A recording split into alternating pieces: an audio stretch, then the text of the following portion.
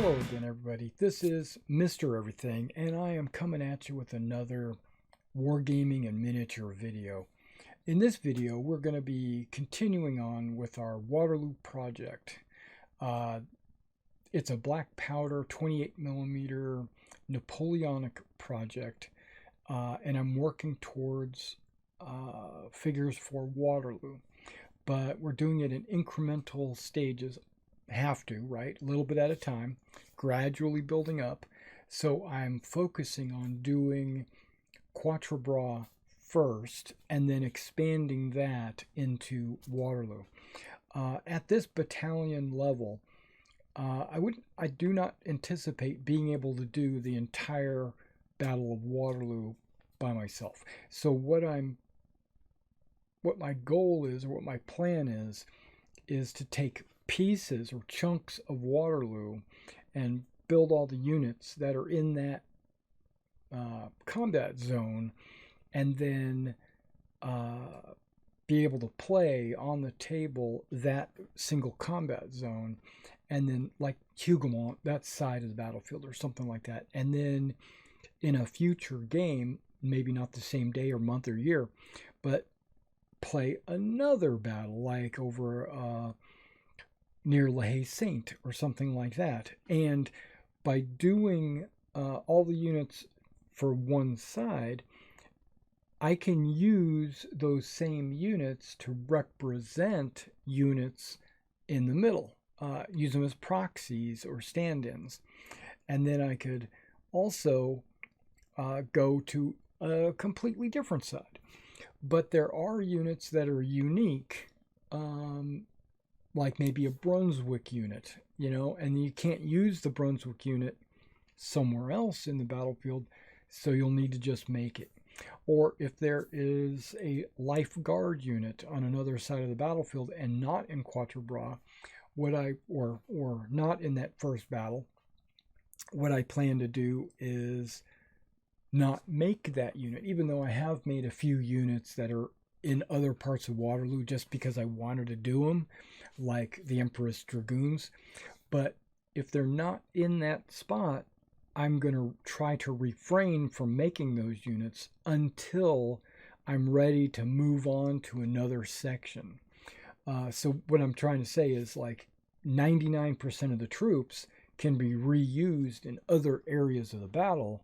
It's just that there will be some individual units that I'll need to make. I mean, not necessarily individual units, but like units that are unique looking or separate, like the 95th Rifles. They have to be done a specific way, so you put them in a certain area. Things like that. But the 27th Dutch Jaegers, they can be the 16th Dutch Jaegers somewhere else, or they can be the 35th Dutch Jaegers somewhere else. Now, if I need two Dutch Jaegers in like, let me rephrase that. If I need one Dutch Jaegers in one battle, but then in another battle I need two Dutch Jaegers, well, that's fine. I've already got one made that I'm going to proxy, and then I'll just make one additional one. So there's a little bit of juggling there, but I'm not having any problem with that right now because I'm really kind of focusing on Quatre Bras. What's kind of cool about Quatre Bras is that almost exactly the same corps that fought on the French side and fought on the Allied side is also 90% of the troops that fought in one of the battlefields that I'm doing in Waterloo. So I could almost, once I get Quatre Bras done, I could almost go straight into the second battle that I want to do in at Waterloo with just a few additional pieces. So I'm excited about that. All right, so at the end of this video, I am going to show you that I had finished the 8th and the 11th Cuirassier for the French. I have a little turntable video for that. But in the meantime, this video is really about something exciting that I'm looking at right here. I've got my Victrix order in with my French artillery. Plus, I have some front rank guns that I ordered, and I also have some, and I got a big handful of them.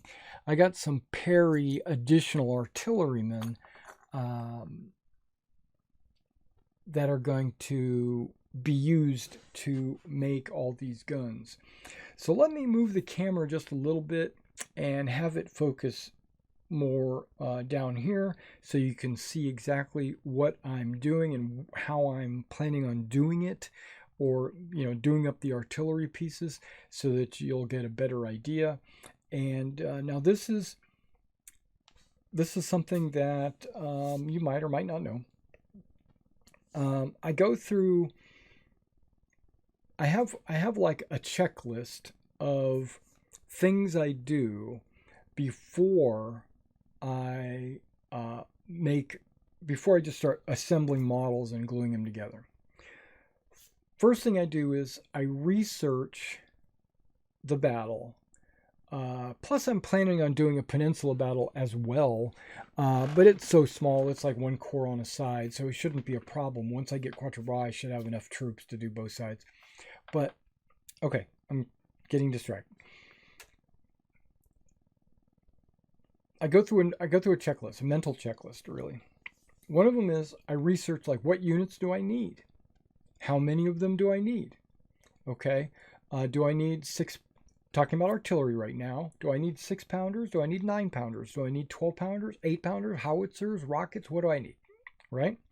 So I come up and I make a list. I put it on a spreadsheet. Okay, these are the units I need. Great. Then I will take time to go through each of the units and ensure that they don't have any unique uniform requirements, or if they do, I'll jot that down. I'll say, okay, these guys are all in bear skins, so I need to make sure I have bear skins. And these guys over here are all in tarletons, so I need to have tarletons, or whatever the situation is, right? These guys have short cuffs, or these guys are wearing sabers, or whatever. Okay, so I'll look at all those. And then I will try to figure out numerically how many guns I need to do those units. And then how many crew members do I need to do each of those units. So what I'm trying to say is my first initial steps don't touch a figure. They're all planning. Like I'll take a spreadsheet where I'll type in numbers and do math and do research. And this is all prior planning. There is a saying that I know. It says, piss poor planning provides piss poor performance. A lot of P's in that. Okay. So you got to do enough planning to make sure that you don't make any mistakes. Okay. So now once you figure out how many units you need, then you can order the units that you need, mail order them, right? Or shop for them at a local shop or what have you. Or if you've already got the figures, then you can mark them off your list like, okay, I don't need this because I've already got it, or I don't need this because I've already got it, or I can proxy this, or whatever. And that's still part of planning. And then we go into preparation, because then you are doing the actual ordering. You're putting your planning to, you're starting the process. You're ordering the figures that you need, or you're organizing the figures you already have. This is me. This is the way I do it. It takes me a while. It takes me days to do that. For a single unit, it'll take me multiple days. Well, then you got to wait for the orders to come in and all that. And that's all. And then I could do 100 units in one day. It's just that, but you get the idea. Okay, so now I've got, I need all these guns. I need all these artillery crew members. I need these bases. I need to make sure I've got all the proper colors and paints and all that stuff, right? Okay, so that's all taken care of. I've already done all that. And then once you get all the miniatures in, which I've been sitting here waiting for 6 months for this pack of guns, I could have gotten started earlier, but I wanted to make sure I got all the proper pieces in before I just committed to everything. That was me. I had already ordered the French cannons. I had ordered the front rank models. I had already ordered the guns from Perry. I got some additional crew members from Perry because I knew the Victrix guns. You get 3 guns in a bag, but you get 15 crew members. That would be perfect if I was doing 5 crew per gun, but I'm not. I never do. I never have. I have considered doing 3 crew for certain guns and then 4 crew for other guns, but I pretty much have come to a personal understanding, a general rule of thumb that I go by, and that is 4 crew per gun on a base, and it looks good. So you got your 4 crews in the 4 corners of the base, and then you got the gun in the middle. Now I have considered doing because these bags come with a variety of different guns that you can make. You can make 3 guns, but they give you they're not all 3 6-pounders, and they're not all 3 8-pounders. You might get a 8-pounder, a howitzer, a 6-pounder. Like this bag here, you can make 12-pounders and 8-pounders, right? So do I want to make 8-pounders? Do I want to make 12-pounders? That kind of stuff. And like this other bag has 6-pounders and howitzers. Okay, so yeah, so I can do 6, 8, 12, and howitzers. Now, how many of each of these do I need? That's all part of the planning. Okay. But what I was thinking as part of my preparation was I could make a variety of different cannons, right? Just make a random variety and then not glue them to the base. And then when I glue the figures down, don't worry about it. Leave the gun separate, paint it separate, and then have a row of guns on the shelf. And when I say, okay, this unit needs a 6-pound foot, I just grab a foot crew base and then a 6-pound cannon, put it on the base, put it on the table. And that way, and then if I decide in the next game that I need a 12-pounder, I could just take that 6-pound off, put a 12-pounder on, put it on the table. That way I'm using the same crew for multiple guns.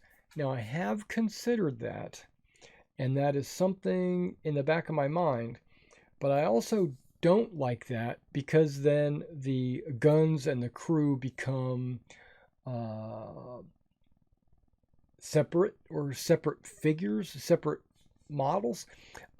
Like in bolt action, I will take a artillery piece like a 25-pound British artillery, and I will mount the gun on the base, and then I will take the individual crew members and mount them on their own individual bases, because bolt action's a skirmish game, and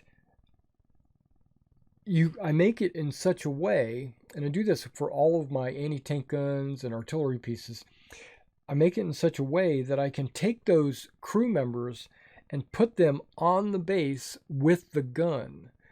And then if I need to, I can separate the men from the gun and they can move around individually. And I thought about doing that for black powder. That is actually a method that they, as an option in the rulebook, is just to leave the guns separate and just mount your men individually and just put them around the gun as crew members. And then whenever you measure ranges and stuff, you just measure it from the front of the cannon with no base. There's no like unit base. That gets to me, because it's not that it doesn't look good on the table, which it does, and it's not that it's not easy to manage and do on the table. That's fine. It just rubs me the wrong way. I want my cannon on a base. And why is that? Well, because this is not an individual gun. In black powder, that's not one gun. That's about 6 to 8 guns, right? It's a mixture of 6-pounders and 8-pounders, or maybe 9-pounders and howitzers or something. It's kind of a conglomeration. It's a representation of a battery of guns, with your crew being 100 plus, right? And in black powder, every figure represents about 25 men. So I've decided to go ahead and put 4 figures, which is about 100, and 1 gun that represents the battery of about 6 to 8 guns.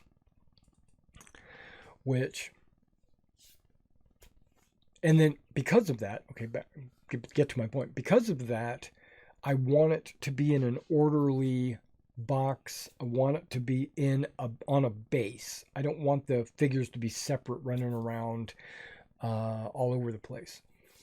Okay, so I'm still conflicted at the time of recording this video on whether or not I'm going to glue the cannons down to the base or not, because I don't mind if I have a 6-pounder, an 8-pounder, a 12-pounder gun with their dedicated 4 crew. I don't need to cut corners and make a bunch of crew bases and then have a bunch of separate cannons that I put on the bases. I feel like that's cutting corners, but I also feel like it's more efficient. So I'm kind of torn between which way I want to do it. So at the time of this video, I don't know what I'm going to do. But let's go ahead and take a look at what you get in these bags, because I got 2 different bags. Plus I got a Perry artillery pieces. Plus I got front rank artillery pieces. And I've got some Perry additional foot artillerymen. And let's take a look and let's see what we can actually do with this. Okay, so these are the gun packs. I got the foot artillery for 1804 to 1812. And that's perfectly fine. These uniforms, I really got these because there's bear skins in there and I can use them as guard, but also they have the 12-pounders in here. Yeah, so let me set that off to the side just for a time being. And then I got a couple of packs of the ones that go to 1815, because now these only have 6-pounders and howitzers, which I can definitely just make a bunch of 6-pounders. It won't really matter. And also on the table, if I've got, okay, really? All right. And on the table, if all of your cannons are 6-pounders and you just call them 12-pounders, that's not a problem either, in my opinion. In my book, it doesn't matter what size the gun is, just as long as both players know, because it's going to occupy the same amount of space on the table. But I'm a stickler and I want to make my units the way I want to make my units. So that's the name of that tune. Okay, now these right here are front rank 12-pounders. Okay, these are giant guns. I'm really super digging that. But I went ahead and ordered a couple of 12-pounders because I wanted to make sure that I had regimental guns, basically the brigade guns or divisional guns. I guess they're divisional guns. I was thinking that I needed at least 1 6-pounder and 1 12-pounder per French division, but it doesn't necessarily work out that way. But I did order them, and I also wanted to see, you know, exactly what they looked like, because I hadn't had any front rank cannons before. So I ordered them. They're kind of unique. They use a standard as the axle, the standard pole metal as the axle, and I'm thinking that's cool. New way to do it, different way. That way there's not like metal pewter sticking out of the sides of the guns, and then you glue the wheels to the pewter and make it all flexible and stuff. These standard poles are like solid steel, and so I'm digging it. Okay, and then I bought 2 packs of Perry additional artillery. These Perry additional artillerymen come with officers and just various crew members. Nothing too specific. This guy's digging out of a bag. This guy's got the maneuvering poles. I don't remember what they call them, the manhandling poles. This guy, he looks like a medic, but he's pulling stuff out of his bag. And there's also like this, what do they call it, a Gambian or whatever, where they keep the additional ammo. I think you're supposed to put these two together, like he's getting ready to dig out of the Gambian or something. It's pretty cool. These are unique artillery. Like he's got his arm in a sling, and then he also has the what do you call it? A telescope, or a periscope? No, a telescope. And because I ordered 2 of the packs, I'm going to have 2 of each of the figures. Like there's 2 of the guys that look like medics, 2 of the guys kneeling down, 2 guys without their hats pushing, and then 2 guys with their hats pushing. I got 2 guys with telescopes, and then 2 other officers just standing there looking dignified, right? Okay, and then the 2 Gambians.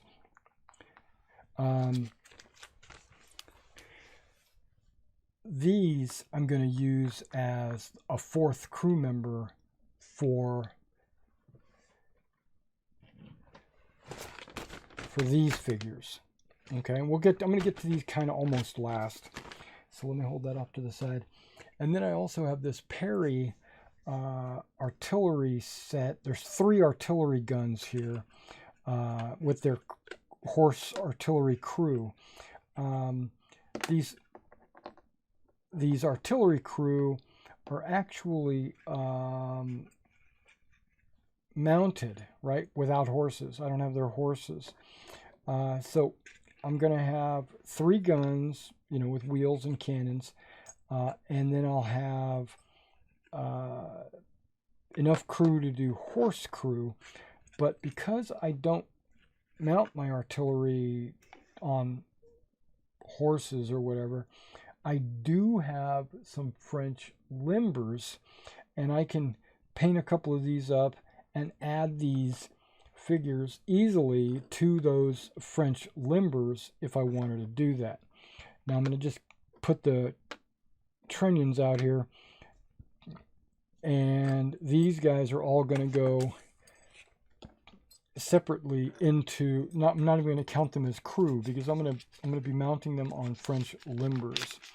Now I might get some additional limbers. I have 3 French and 3 British limbers.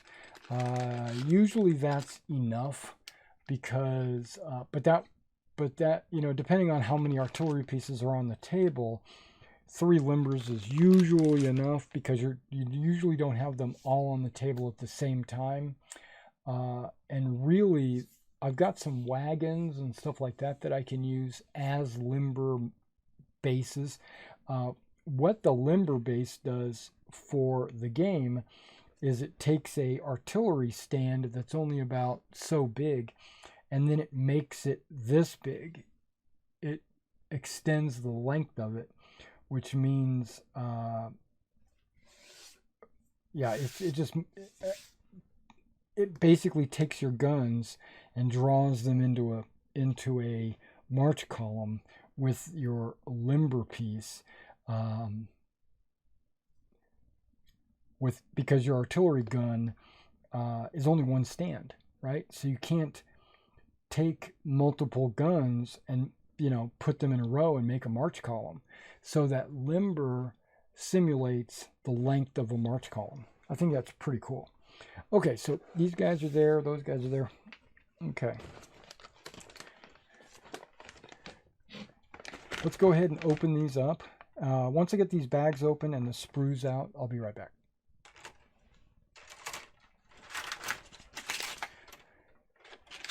Okay, so I got these sprues out of their containers. Now, crew, I'm going to just kind of set them off to the side. Just looking at this crew, I see 4 plungers or swabs, and then I see I see 4 buckets, right? I see a couple of looks like cartridge. I'm not sure what that's called. It's like a scoop. There's a couple of those and a couple of guys lighting. So, and then officer swords and stuff, and guys pointing, and sword up, hat up, all different kinds of poses. So I don't really need to worry about the pose per se. And then there's the 4 bear skins if I want to do grenadiers. There's I guess these are officers. These are bicorns, which I'm definitely not going to use. And then there's the Shakos up here. So I can, and then there's a couple more Shakos down here.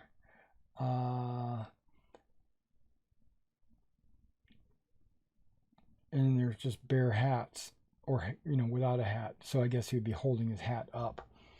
Okay, so I don't need to worry about what the crew look like, but there are 15 crew right here. 15 crew, and then if I was to add, so if I was to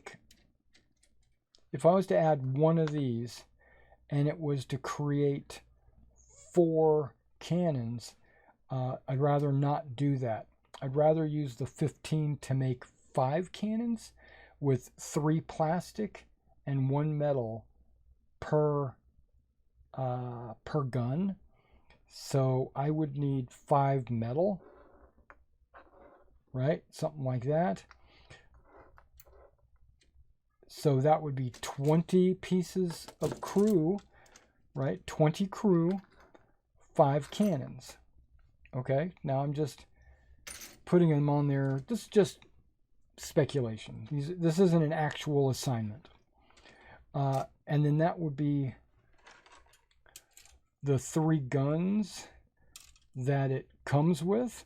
And these guns, like I said, you can make 12-pounders or 6-pounders. Or wait, this one, 8 and 12. So I could make either 8-pounders or 12-pounders. And there's 3 guns.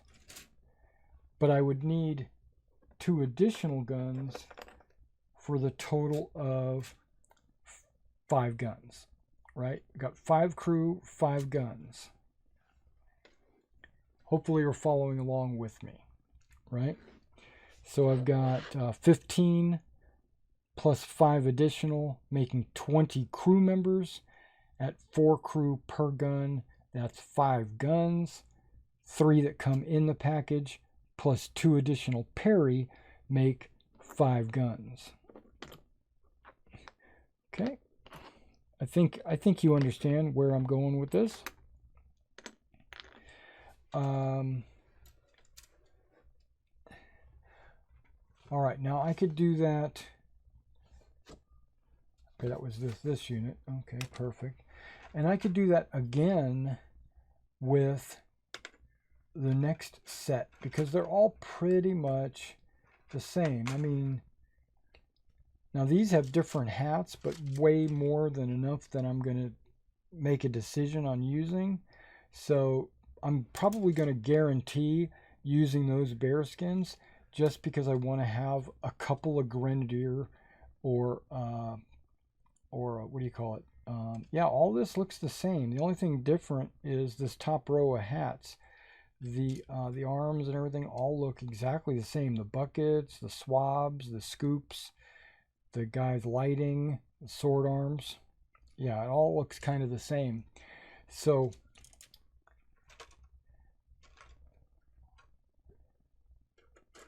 let's see if we do that again, right?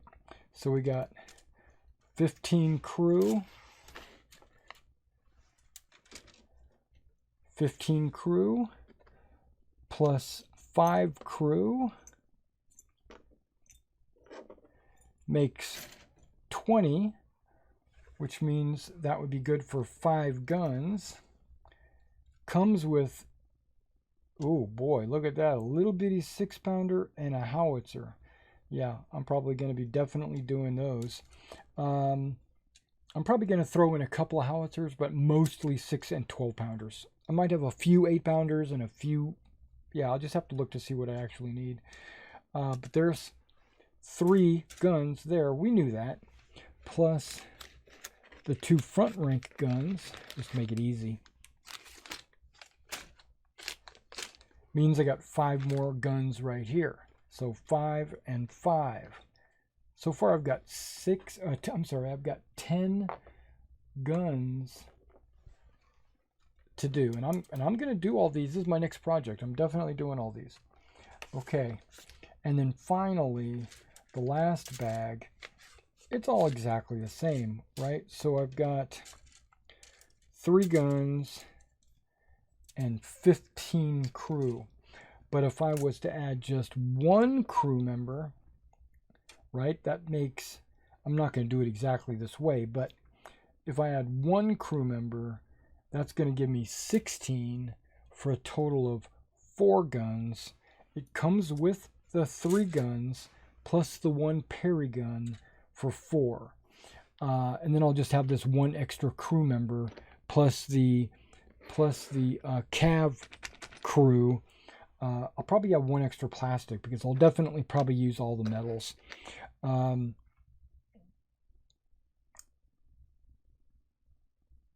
So that's going to be 14 guns. I'm going to have 14 guns ready to go. That is going to be a lot of guns. When I look at Quatre Bras, it shows that I need like 4 guns, like 1 per division, right? And then maybe the cavalry, the 11th Cavalry Division, Kellerman's Corps, and then, yeah, I think that's it. Like the 5th, the 6th, the 9th, Pyre's Cavalry, and Kellerman. I think I only need 5 guns. So having 14 is way more than I'm going to need, right?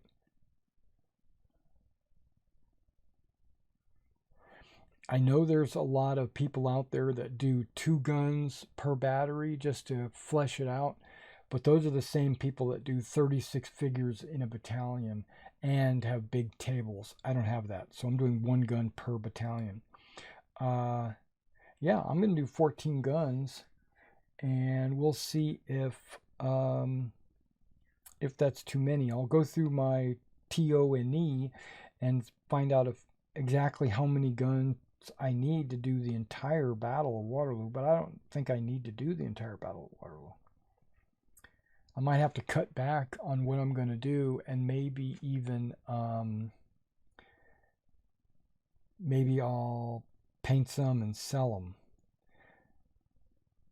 Or maybe I will just bag them up and save them for a rainy day. I don't know. But I think I just want to do all 14 of them, get it out of the way. But I'll have to see exactly how many I'll need. All right, guys. Well, I'm going to leave you with the turntable of the 8th and the 11th Cuirassier. And you get to see what they look like.